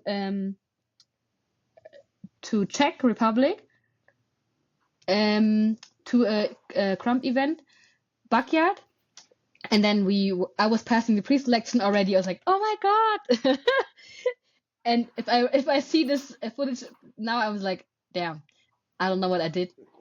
Again, at the same point as what I was a hip hop already back in the days, I had the same experience like in Crump. So this was already like I'm a baby. And then the travel back to Berlin in the train, Dico asked me, who is my inspiration, like movement wise? And I directly mentioned you um, from Berlin.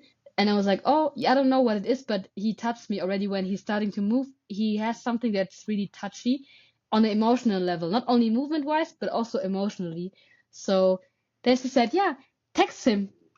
And then I texted you.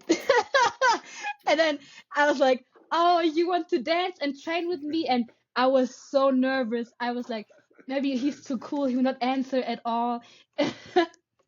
Maybe he doesn't want to. Maybe he thinks I don't know, I'm a newbie. I don't get the attention or something. Yeah. But you were so nice. You were answering. And then I think for us, this was the moment also to get to know each other. Because also what COVID happened and started actually. So Yeah. yeah, this was my beginning and my touch with Crumb from the I don't like it and then until I Yeah. I start to cry. Yeah. Yeah. That's so funny. That's so funny because for me, for me also, it was like I was like, okay, I got the message and I was like, okay, this is crazy. Like I was like, okay, there's somebody who wants to train with me. This is crazy. Like you know how I don't see myself as like this crazy dancer or something. So I was like, okay, somebody wants to train with me. I'm like, okay, well, of course, let's try, right? So we don't know each other. So for me, so I'm really an introvert. So me, I think I could have never done that, right? To write somebody to train, like I'm way too introverted for that. So I thought, yeah, man, this is cool. Let's try it. And from there, we started to have a friendship, like slowly building on it. And it was also the first time for me like actually teaching because I never saw myself as a teacher. I was like, okay, I've been doing this for some time, but I'm I'm not on the level that I can teach somebody anything, right? So this was probably also the first time that you took me out of my comfort zone, which you tend to do, which was really cool also for me, right? So yeah, yeah, guys. Then we started to train, and the friendship grew from there. And I think you started to to like crump more and more and more. And so how was that for you? Because you mentioned COVID was there, so there was no real events happening, right? So it was also easy to kind of stop because there was not much happening, right? So I don't even remember if there was like a lot of happening. Probably not. We were just going to the park and training, and so how was this evolution for you? Like where you were like, okay, I think I'm understanding this dance and I want to do this. This is a style that I can see myself dancing. And now you are a full blown crumper, right? There was a point where you started crumping more than you were dancing hip hop. So how was this evolution for you? And well, we're going to talk about it in a sec. Now you have a name, right? Honest. Now we are even like an official fan since a few weeks. you know, the meth clan is in the building. So this is a pretty crazy I journey, think right? COVID was So like take me a bit through this. Yeah. you can see the bad and the good parts in it. I think the good parts was that I had the time to concentrate really on Crumb, because everything was like the pace was out of everything. So I just had to work. I was blessed I could work still. So I was working and then I had the training. Right. So this was for me the Mhm. yeah, a good part actually of COVID to have like the time of concentrate on Crumb. And also I remember I hadn't the understanding for the dance in general, or like the Crumb culture in general. So for me, it was really a good time to, yeah, focus on it. So, and also with your help, it was nice to focus on my movements. Um, but I remember also it helped me a lot Yeah. to hip hop.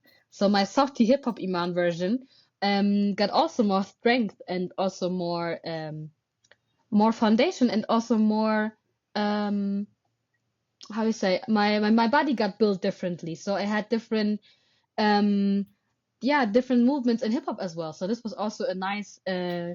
gain out of it. Um, yeah, I think also we had like a lot of online workshops Yeah. happening that I attended, online talks that like for Queen Backup and Aura organized, not Aura, Queen Backup and Princess Wave organized. Mm. So also to have the opportunity to talk to people that you have never the opportunity to talk to in real life, I think this was also a nice help as well. And especially then Yes.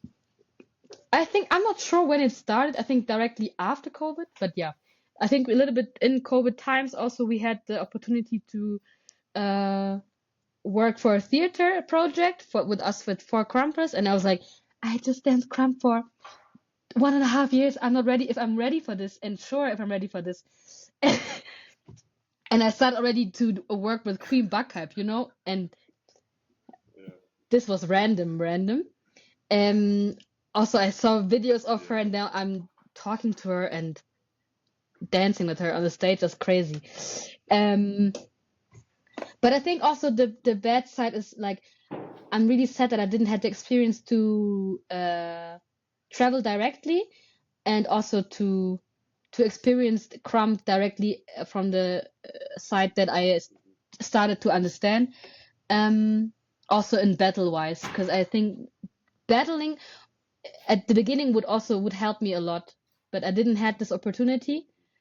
Um, so this was already like 2 years loss of, like loss of whatever, or what I learned with you, for example, or what I've learned in general, and not showing it Yeah. outside is like pretty hard because I learned like from freestyling again, freestyle, you have Yeah. to show off yourself and compete.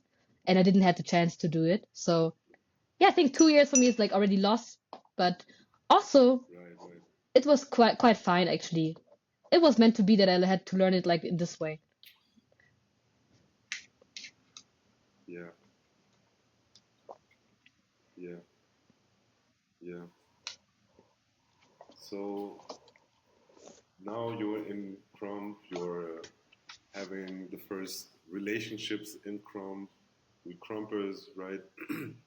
And you're starting with some battles, I guess, and stuff. So, um, what is your thought then of the Chrome community, not only in Berlin, but maybe like as a whole, as far as Europe probably, because this is the like you can actually say something about it because you started traveling, right? So when you think about the Chrome community, what comes to mind? Like you said it in the beginning, okay. In the beginning, everybody was a bit nicer. Then it was in hip hop. They started to say hi. They're not too cool to talk. And after you started traveling and you went to some events, Yeah, I maybe, would and still say and what still comes to mind when you think repeat about it? myself. It's still warm and really welcoming, and people are really open, and they are also willing to help you. And Yeah, there's, of course, like some weird people, but most of them they are really, really open to help you and to support you as well. Also, if you're from outside of not their country and stuff, they're still really open. And I remember I started to travel by myself. um, I was in Barcelona, like in Spain, and in France, in Paris, and in where was I alone also? I think Netherlands. I'm not sure, but yeah, I was like doing the 1 week of traveling and or 2 weeks, hmm and this was really interesting because I was there by myself, and people they didn't know me, or they was just like getting to know me, or they just knew me through some Instagram stories or whatever. But it was nice to just get to know them by myself, because this is how I want to experience also that people get to know me as me and not being part of someone or being in a group or whatever, you know? So yeah, people are really open, and yeah, and also everyone said this what I didn't understand until like 2 years ago. Everyone said to me that I'm really buck, and I was like, I don't know what that means, but okay, I take it. I take it. And I think I already heard in I the take beginning it. of my crump, everyone said it to me. Like until now, people say I'm really bug, and I'm like, I don't get it. And then I had the opportunity to go to Los Angeles, the Mecca of crump, um, where I was performing a little showcase.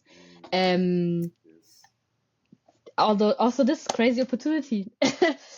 um, and also there, the people were like saying, "Oh, you're bug," and I really didn't get it until then. And then also Queen Bakab said once to me when I was starting, she was like, "You have really, really dope character already.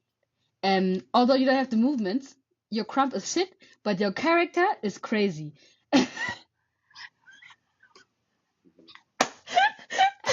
And I was like, "Okay, I guess." So this was for me also a good validation, kinda. Um, that I'm doing this things how I want to do them as well, and that I don't have Yeah. to and I never did this to fake something what I'm not be, what I'm not, what I am not. Wow. Um yeah, and I think in general, yeah, the crime scene in general is really open and friendly.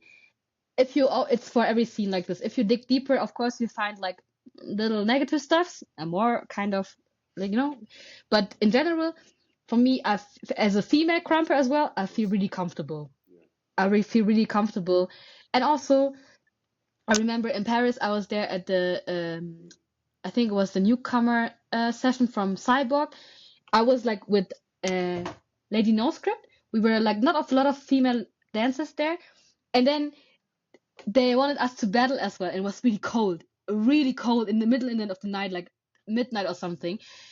And then no one wants to battle against me. And then Cyborg was like, "Come, let's go, we battle." And I was like, Yeah. "What?"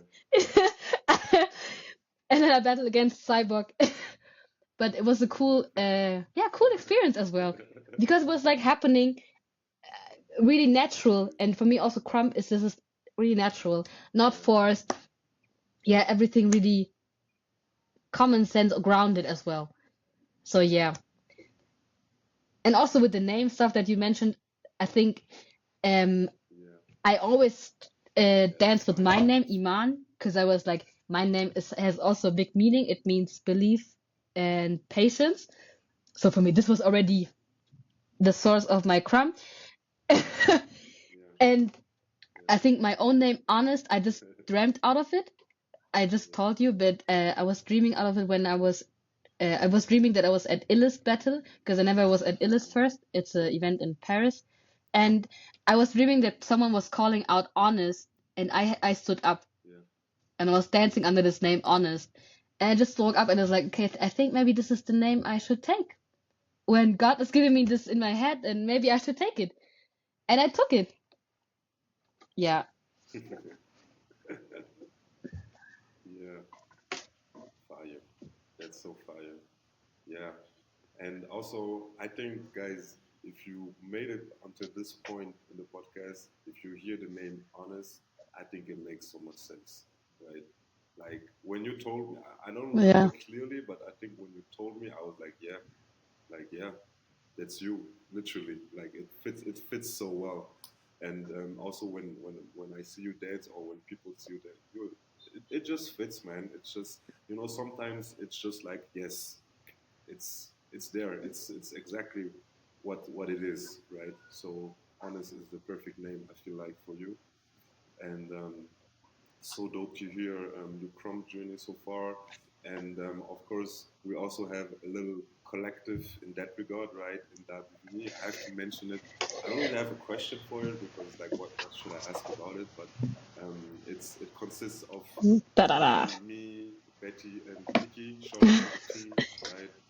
And so grateful, so grateful to have these guys around me, and it also happens really naturally, right? To just have yeah, it's not a crumb group like a collective, which consists of crumpers, but we are all doing different stuff.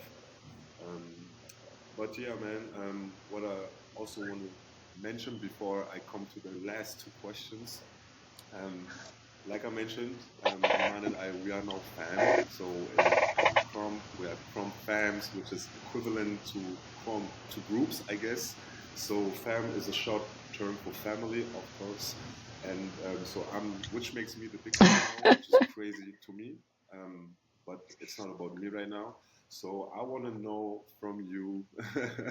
I want to know from you the cage experience, right? It Yes. was Ah, no, your no, for me I don't know. Was it your first to see cage? or what? I don't know. Was it actually? Yes. Yeah. Yes. No. Was it like? Was this the first time that you got caged? Okay, it was the first time. So yeah, just tell me. I mean, we talked about it, of course, but for the people, how It was that was whole experience for you? yeah. If you can take us through. Like, wait, for context, just real quick for context, because they're like cage. Yeah.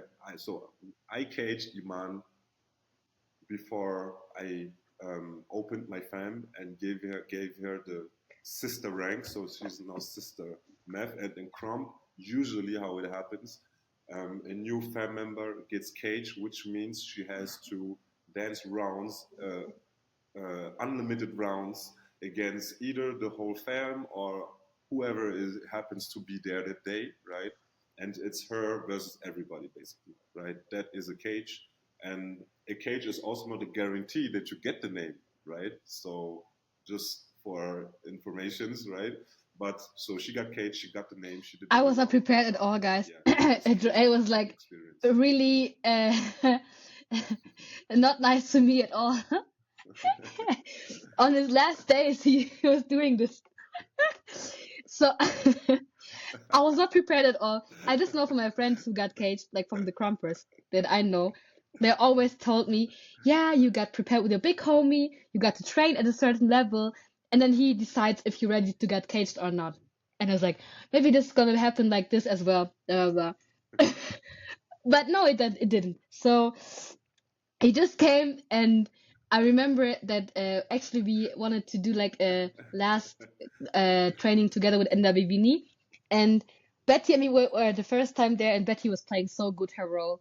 She because she was like, complaining with me about the guys, Mickey and Joel, because they're always late, la la la. And then two of our community, the girls, they were. coming downstairs. I was like, why are they here? And then Betty had a good excuse for them, so she was really good in her role. I was believing her everything, and then all of us four were training together. And I remember we talked the night before. I was like, yeah, let's battle them, Mickey and Betty, because just to have some spice before you leave and stuff like this. And then you said, you want to battle me? Okay. That's what you said. I was like, okay, okay, weirdo. And then I wanted to lower the music, and actually I wanted to say, let's start to battle. And I don't know what I think I just explained that we're gonna have the room longer, blah blah blah. And then we continued to train, and then all of the girls came down, and then I was shocked a little bit. And then you just someone lowered the music, and then you said, "Yo, sis, I have a little surprise for you. Um, you got caged." And then literally, I just started to cry because I didn't believe it actually in the beginning. I was like, "What the hell? So random, so random." And I remember I talked to Mickey, and I said like, I asked him, "Do I start or do you start, guys?" And then he explained me. And then he explained it to me, and I was like, yo, I was so Right. fucked up. I was really fucked up because I was like, I'm not prepared at all. I don't know how my stamina will handle this. I never danced this much rounds and stuff like this. And when it started, I know that I got like, yeah, yeah, this is the most hardest part, I think, not getting hyped when you dance. So when you got caged, you're not getting hyped. And you're literally against all the others. And I just saw that had no one felt with me. Everyone was so into fighting against me and battling against me. Of course, to pushing me, but it was so difficult. I don't know how I handled it to dance that long and also to dance that long rounds, but I Yeah. usually don't do that. It was really weird. But in between, I just didn't get any air. I was laying on the wall and started to breathe. And I just looked at you guys, and no one was caring about me, and no one took care of me. It was like, oh, my water is empty, and I just continued dancing. But I think in the meantime, while I was dancing, something got Yeah. clicked. I don't know. There was something in my breathing changed, and I had more energy. This was interesting to observe in my body. I had more energy, and although I didn't feel the music at all, I think when we were choosing the music in the beginning, I was like, "Oh, can we take the other song?" And but you were not listening to me, so I was like, "Okay, whatever." So yeah, I didn't feel the song at all, but I just forced and tried all the time. Um, but yeah, in between something got changed in the dance, so my body got some energy from somewhere, I don't know. And at some point, of course, I was angry. I had like good feelings. I had a lot of feelings mixed up. Also, that you guys pushed me. Also, because Betty was like, I don't know, she was coming so close to me. Tico had no respect for me at all at this point. You Yeah. either. So it was like, yeah. And at the end, I was like really dead. I couldn't breathe anymore. So in the end, it was like really dead. But yeah, this was a really now from to observe it from back 2 weeks ago. 2 weeks ago. 2 weeks ago. Um, yeah, it was a nice experience for me as well. I'm Yeah. really thankful. Of course, it changed also something mentally with me and Crump in general. Because on the next day, I already got like a call out, and I was fucked up as well. So so I was Yeah. dancing Right. again. My body was so tired, and but I took like, yeah, pain medicine, and I danced, and I felt more comfortable, and I felt also yeah, way more me. It was weird actually. I don't know if this experience now opened another door. I don't know, but we're gonna see. But yeah, it opened up something. And yeah, now I'm Sister Meth. Yeah. Yeah. Yeah.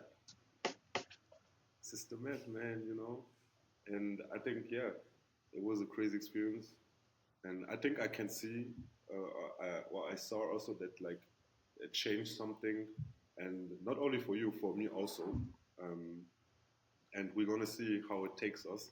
It was a dope experience also for me since it was the first time that I was the one who caged somebody, right? So it was also a bit weird for me, but hey, this is how life is, right? And it was crazy to see for me how you pushed yourself, and it was not easy to be cold towards you, right? It was not easy, but it was necessary, and I remember I just wanted to conversate my wrongs, right? I remember I told this to Princess Tide at the end. I was like, yeah, I didn't even want to do moves or something. I Mm. just wanted to talk to her. Like, I just wanted to share something with her, right? And I think, yeah, we got that done, I think. So, yeah, now we are officially, well, officially, everybody knew, of course, well, fam in Crump, officially in Crump, we are fam now as well. And okay, really nice. Let's come to an end because the recording will stop otherwise. Quick, who are your five Mail? favorite crumpers in Crump? Name them. Whatever. No, Yeah, whatever. JoelThaMef. uh, Outrage. Yeah. Um, yeah, Outrage. Number two. Um, Quiet Storm. Um, damn. Ah, five. Um, uh, ah, Crazy. wait, sorry. I will get there. Um, yeah, actually, yeah, Quiet Storm, no script, and number five, damn. Yeah. So Um, what was the last one? So difficult. Yeah. Actually, for me, it's Wings. Yeah, because also she plays a big role. Yeah, yeah, and I love her style. Yeah, Hey. yeah. Yes. Yes. Me too. Yeah. Okay. Last question. What is your favorite crumb Oh my episode God, my slash favorite move one. and why? Real quick. Uh, Actually, I don't do it that much, but I love the bang. I love the bang, but I don't do it that often. Um, Oh, okay. Nice. um, Yeah. I love the swing. This is what I do a lot. I love the Yeah. swing. And why? I think for me, the bang, I love the way of repetition because Yeah. repetition Yeah. always has a higher meaning. And the swing it has so much energy. Mm. Yeah, for me, the swing has so much energy. Yes. Yeah. Yeah. Nice. Yeah, that's so dope. Fire. Fire. All right, my sister. Thank you so much. We're coming to an end. Thank you for this conversation. Like I said, I We could did talk already at two least hours. 2 more hours more, but we have to stop it here. Thank you for sharing. I think your story, yeah, crazy. It goes by so fast, right? So thank you for sharing. I think you're an amazing person, amazing dancer. I think you're an inspiration. At least to me, you are, right? You already know. So guys, um, tune into the episode. It's one of many that will follow. And Yeah, on can you just Instagram, share it's where can they Iman dot find you? Then understat we are Sista Meth.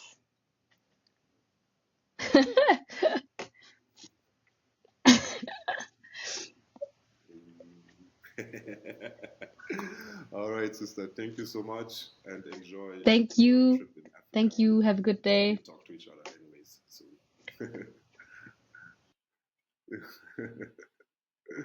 Yes.